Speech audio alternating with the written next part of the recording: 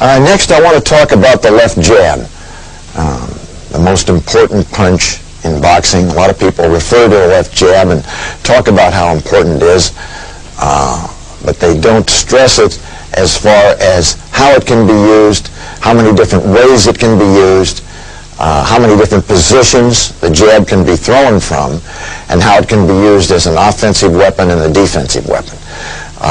Old-time boxing masters used to say that if you can't handle the other guy's jab, you can't win. And if he can't handle your jab, he can't win.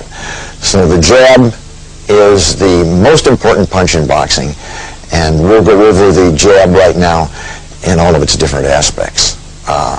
One thing to remember is the stance. Once again, we're going into the same basic stance that we had. We'll start with a square stance. We can do this from a slant stance. It doesn't make any difference which stance we're in, as long as the jab, to begin with, is fired right off of the shoulder.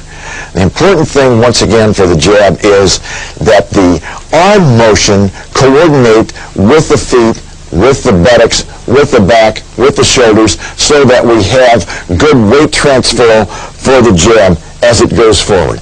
I want to make one point about the jab here. A lot of boxing instructors tell you that the wrist must be pronated on the jab to get effective striking power and to get an effective striking surface.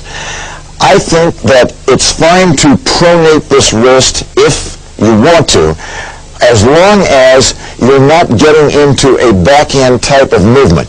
That's why I like to teach the jab with the thumb up, the palm in, until all this motion has become straight through.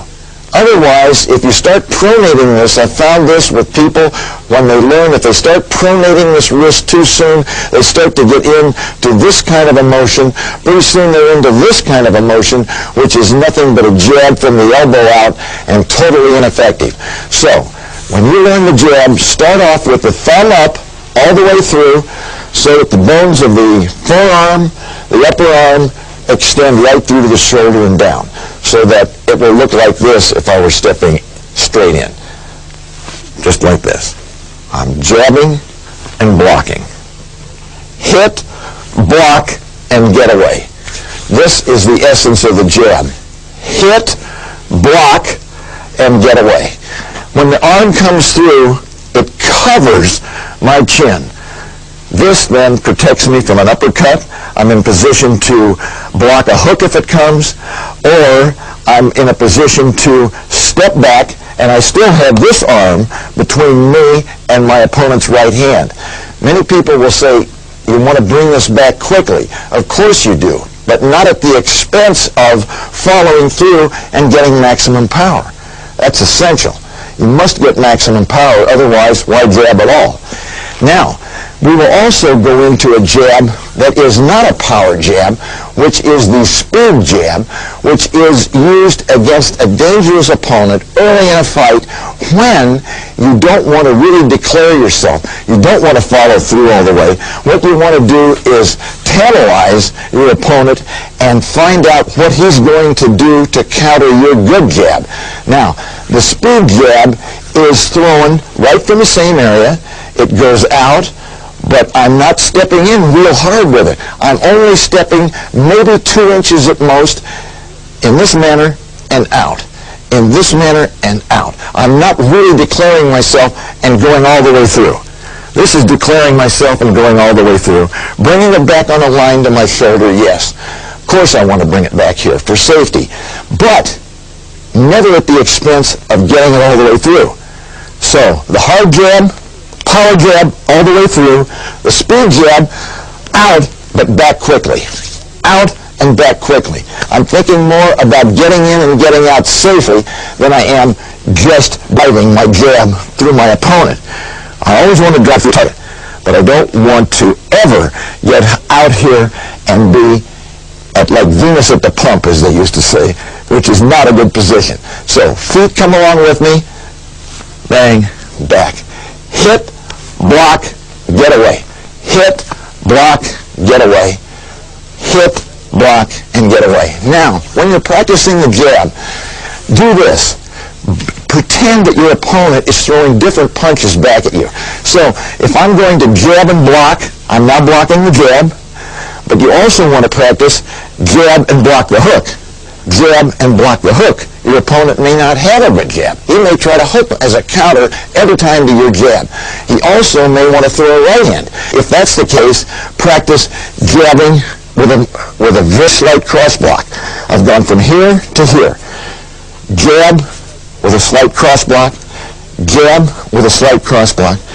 Jab with a slight cross block, just in case he's trying to counter my jab with his right hand. So we have 3 ways to jab and block. Jab and block the jab, jab and block the hook, jab and block the right hand. Remember those 3.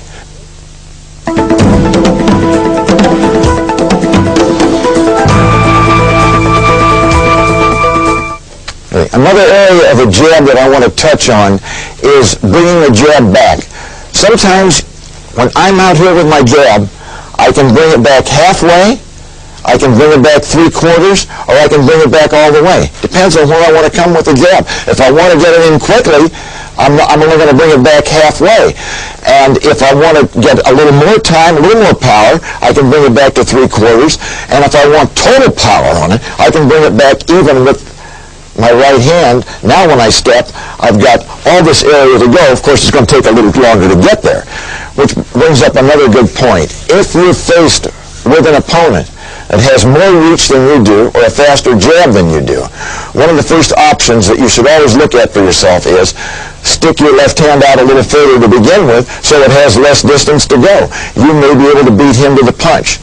The other area of the jab that's very important is you always want to vary the number of jabs that you throw and the pace of the jab. You don't want the same pace on the jab all the time.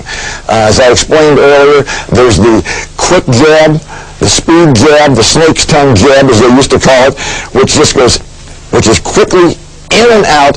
It's a safety first jab. Then there's the hard jab that you drive all the way through, punching through the target. But also, you want to vary the pace on the jab. You don't want your opponent to think this is the same pace all the time, and then you can time it. Sometimes you want to put it out there with good speed on it. Bam! Sometimes you want to just lay it out there, bring it back, but always bringing it back safely. So vary the pace of your jab and vary the number of jabs that you throw. 1 jab, 2 jab, 3 jabs. Always remembering the most important point of all that I keep focusing on, and I will all during this tape, stepping on every punch. I don't care if you're standing in the same place. Make sure that you're stepping. Just picking that left foot up just a 1/4 of an inch off the floor to get that step, to get that weight transfer. Extremely important. If I throw 1 jab, step. If I throw 2 jabs, step, step. If I throw 3 jabs, step, step. If I throw 4 jabs, step, step, step, step. Always stepping, always getting weight transfer, always getting power. Now, the next area that I want to go into is where do I deliver the jab from if I don't always want to deliver it off of my shoulder? I have other areas that I can shoot the jab from. Many trainers will tell you, you must shoot the jab from the shoulder, otherwise you're laying yourself open to a counter right hand or a lead right hand. Not true. The only thing that's important is not where I throw the jab from, it's where I bring it back to. If I want to drop my jab down in this area, right here, if I want to drop it to here, if I want to pull it back to here, if I want to go slant and get this kind of a jab that a lot of guys use, old-time guys use, Tommy Hearns used this jab, I'll get power, increased power, but what's the key for safety for me? Bring it back high. So I can start my jab from down low. It doesn't make any difference as long as I bring it back high. I can step in with a power jab right off of my hip, right to here, as long as I bring it back high. Now I'm safe from counterpunching. Now you say, well, you've got your jab down here to begin with. Isn't the guy going to hit you with a right hand if you're here or here? Isn't he going to lead with a right hand and hit you? If I can get hit with that, I shouldn't be in the ring. Believe me, I've got this hand to guard, I've got my shoulder, I've got my feet. If I get hit with that, I deserve to get hit with it. So remember that. Shoot your jab from any place you want to. Vary it. Shoot it sometimes from here, sometimes from here, sometimes from here, sometimes from here. What's the key point? Always bring it back to your shoulder. So if a counter punch is coming, I've got this glove between my opponent's right hand and me.